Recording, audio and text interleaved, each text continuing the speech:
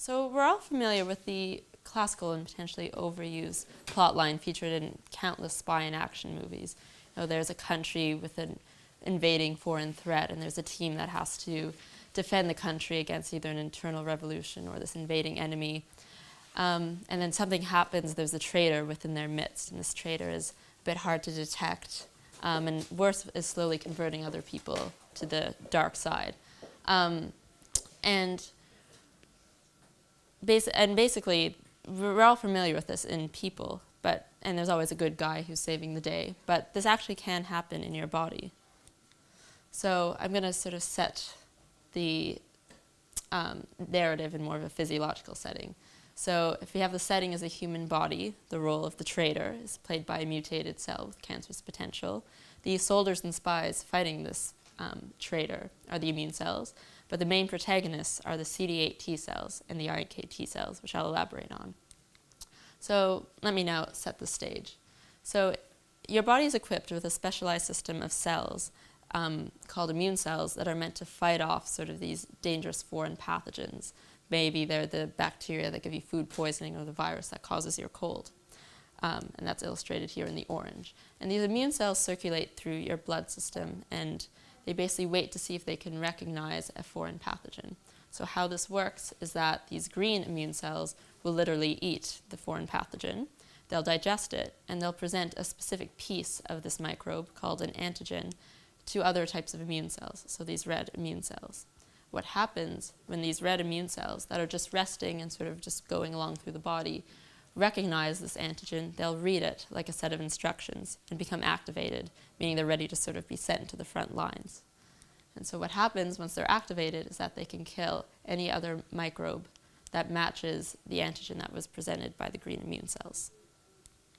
So cancer arises, and it basically they become so mutated and abnormal, cancer cells, that they almost look like not yourself. They look harmful, they look abnormal, and they'll start to present molecules that almost look like bacteria that your body will not recognize as your own safe cells, but as something different. So what would happen in this case, in an ideal situation, is that your immune cells will recognize this sort of the antigens that's presented on the cancer cells, become activated, and then kill the cancer cells. Unfortunately, the situation isn't this simple.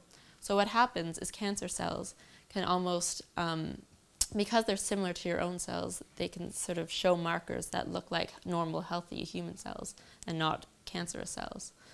And of course, your immune system is trained not to kill one of their own cells, so they don't detect these cancer cells. But what could also happen is you can have these purple markers, which are immunosuppressive markers. So these are molecules that are expressed on the surface of the cell, and when your immune system recognizes them, they send out signals to your immune cells to not respond, sometimes to die, sometimes to be exhausted and not work properly, which was what happens in this case. And so you can't mount an immune response against cancer. And of course, in this case, the cells become malignant, and unfortunately, you can develop a pretty serious case of cancer. So our lab's research is to better understand how immune cells, specifically these CD8 T cells and iNK T cells, recognize and fight cancer. And with this knowledge, we want to try and then manipulate these immune cells to improve and develop new approaches to cancer immunotherapy. So just to go through, CD8 T cells, also known as cytotoxic T lymphocytes, they recognize, as I sort of explained, by looking at this antigen, sort of this marker of the cell, and they can read it on either specific types of immune cells that present this antigen or on the tumor cells themselves. And then this will cause them to become activated, so now they're ready to fight, and then kill the tumor cells that specifically match this antigen. And one of the main focuses of our lab is to identify different types of antigens expressed specifically by tumor cells. And these antigens are normally what you might see, they're sort of normal markers that are expressed on healthy cells, but they've been mutated slightly because the cancer cells have become mutated to become just what they are, cancer. And so we're looking at identifying these cells and then sort of priming and giving them almost to CD8 T cells so that they can recognize them and then immediately be able to fight tumors. I specifically work on these cells called iNK T cells, which stands for invariant natural killer T cells. And they're activated in a very similar manner to CD8 T cells, but instead of, they recognize a different type of antigen called a lipid antigen. What's why cancer immunologists are so interested in iNKT cells is because of their ability to what we call transactivate other types of immune cells. So sort of if you think about back to sort of a military fighting off an enemy, it's much more effective for a country or an army to fight off an enemy if they have all the different sort of divisions of the military working together, the army, the air force, etc. So similarly, in the fight against cancer, if you have an iNKT cell that can coordinate a broad immune response against cancer, it becomes much more efficient. And then we have elimination of the tumor cells. For the sake of time, I'm going to skip over this video for now. But this is just our approach in our lab. There are other approaches that are starting to be used in the clinic, and one that is very promising is called Pd1 Pdl One Therapy. So how this works is cells like cancer cells express what I was saying are these purple immunosuppressive markers, and they will interact on things like CD8 T cells with a sort of a receptor, so they'll physically touch and interact, and this suppressive molecule will then prevent or inhibit the activation of these T cells. But we have, in relatively recent years, science and immunotherapists have developed these antibodies that physically block the interaction that can happen between these immunosuppressive markers, and that allows the CD8 T cells to proliferate and kill the cancer cells. And this has been shown a lot of promise in preclinical trials. In fact, in patients with metastatic melanoma, which often express these markers, treatment with PD-L1 therapy has almost doubled the 5-year survival rate. And this therapy has only really been developed in the past 4 or 5 years. So that's quite an incredible achievement.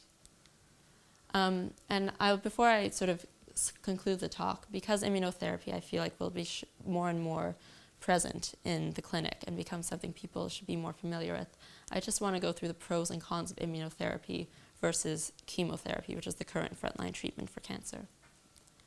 So at the moment, there's increasing resistance against chemotherapy because cancer cells can mutate and thus can develop resistance and evolve and persist even after chemotherapy, similar to bacterial resistance against antibiotics. At the moment, because immunotherapy is sort of so targeted for these immune cells that are present on cancer cells, there isn't any resistance yet. Not to say down the road there's potential for it, but at least at the moment, cancer cells have not developed resistance. A big part, which I think is sometimes overlooked, is the quality of life of patients undergoing the 2 treatments.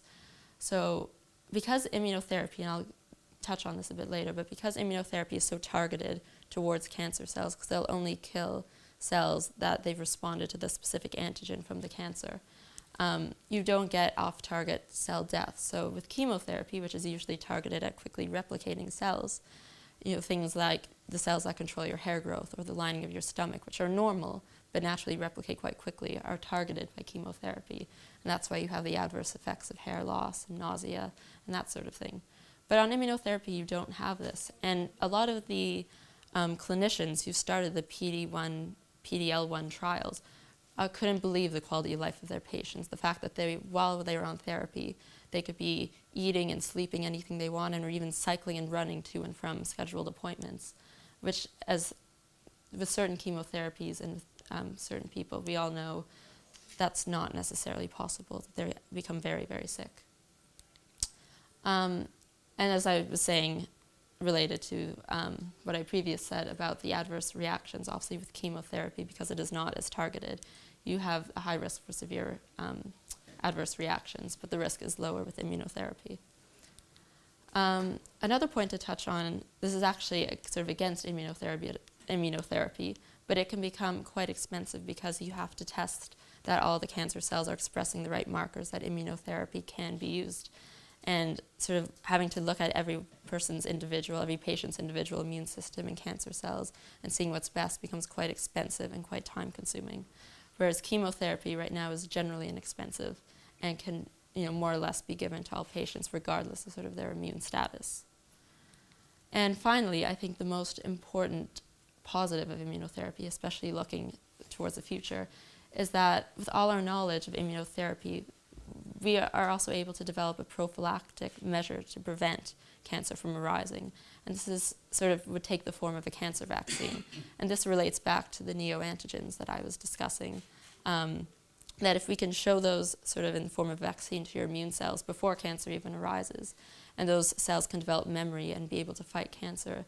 You know, the potential that you could vaccinate someone against cancer and it will never arise is would be quite stunning, quite an incredible achievement. With chemotherapy, it's more of a treatment if you are already diagnosed. It's not necessarily preventative. Not to put down chemotherapy, because obviously it's become much better. There's a lot of research in it. It's becoming much and much better, and it's saved millions of lives. There's still, people talk about now a combination of immunotherapy and chemotherapy to really eradicate cancer. And I think with more research in immunotherapy, a world that could be cancer-free isn't actually that impossible. So with that, thank you very much.